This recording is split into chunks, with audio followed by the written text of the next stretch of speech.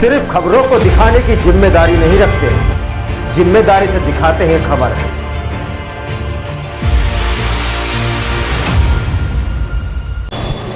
नमस्कार, मैं हूं शान मोहम्मद और आप देख रहे हैं हकीकत मीडिया। आज हमारे बीच एक ऐसी शख्सियत मौजूद है जिन्हें किसी पहचान या इंट्रोडक्शन की जरूरत नहीं है।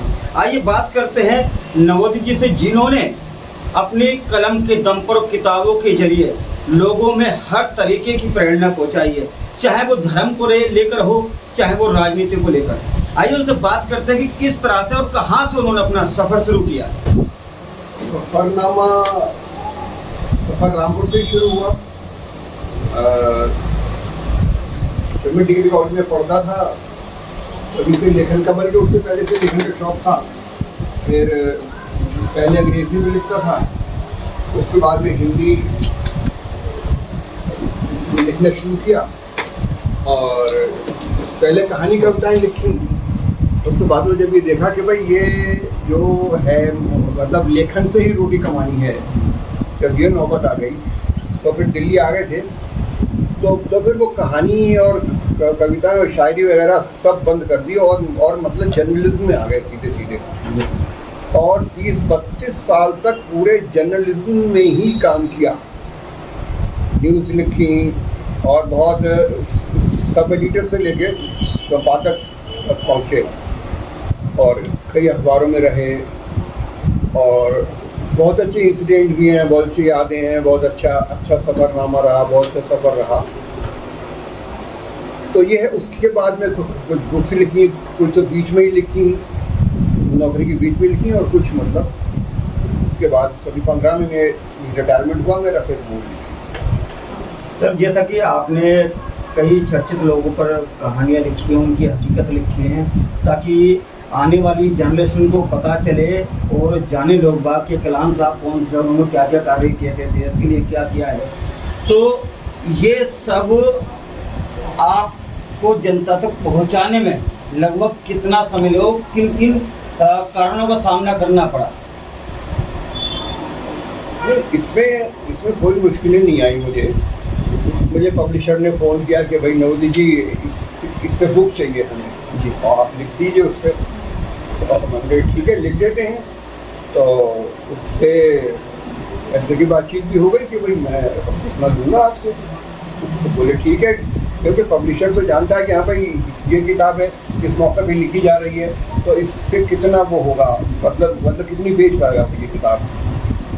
तो वो लिख दी और इसी ढंग से बाकी किताबें भी लिखी गई। किताबें आपने कहाँ से लिखना, कौन से सन से लिखना शुरू की और कब जाके उस स्थान को रोका गया? इसमें एक बात मैं पढ़ रहा हूँ जो मेरे सामने आ रही है, शायद मेरी जानकारी पूरी तरीके से नहीं है, कि कहानी कविता लिखी उस वजह से रोजी रोटी से जुड़ी थी, ठीक है। तो तब आप पत्रकारिता में उतरे, तो कहानियों से क्या ऐसा हो पाया था कि मतलब रोजी रोटी कमाने में या घर वर चलाने में दिक्कत हो? ऐसा हो ही नहीं पाता। आज जो शायर हैं वो जब इस मकाम पे पहुंच गए हैं कि उनकी इतनी मांग है, जैसे वसीम बरेली हैं, अजहर नाइकी हैं, नजर गोपाली हैं, नवाज देवबंदी हैं, ये लोग शायर जो है ना, इन्होंने सिर्फ शायरी ही की है और आज वो इस मकाम पे हैं कि आज उनको बहुत सा पैसा मिल रहा है। जब मैं 75, 73, 72 बैग में शायरी करता था छोटी मोटी भी, तो उसमें बिल्कुल चांस ही नहीं था, शायरों को कुछ मिलता ही नहीं था। 10,000 रुपये, 5,000 रुपये बहुत से बहुत गया थे फिर को।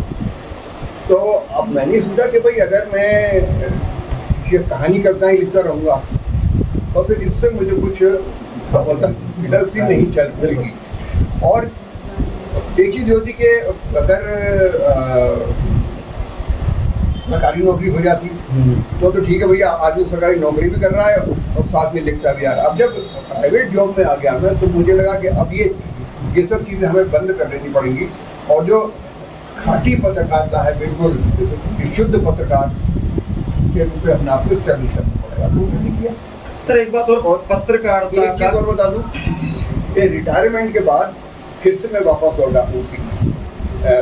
कहानी संग्रह 2 मेरे आने वाले हैं, एक व्यंग संग्रह आने वाला है, एक मैंने शायरों के जो इंटरव्यू किए थे उसमें वसीम बरेलवी से लेके और बहुत सारे लोग हैं। एक उन पे बुक आने वाली है, और एक जो कुछ और लोग थे जिनसे मैं मिलना चाहता था, जिन पे मैंने किया है, वो उन पे एक बुक आ रही है। उनमें कुछ उनमें म्यूजिशियन हैं, कुछ दूसरे लोग हैं, कुछ संगीतकार, इस तरह के लोग हैं। सर एक बात और कि पत्रकारिता का कैरियर समाप्ति पर है, इसकी सबसे बड़ा मुख्य कारण या वजह क्या है?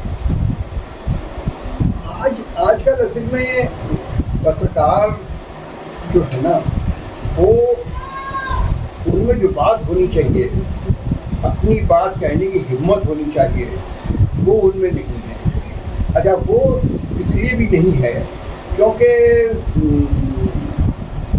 तो सरकारें देख रहे हैं आप, चाहे वो कांग्रेस सरकार भी रही हो, उसने भी पत्रकारों को लिया, खरीदा, लालच दिया, लोग दिया, अब अखबारों को ऐड दिए कि भाई हमारे कैसी लिखो, है ना।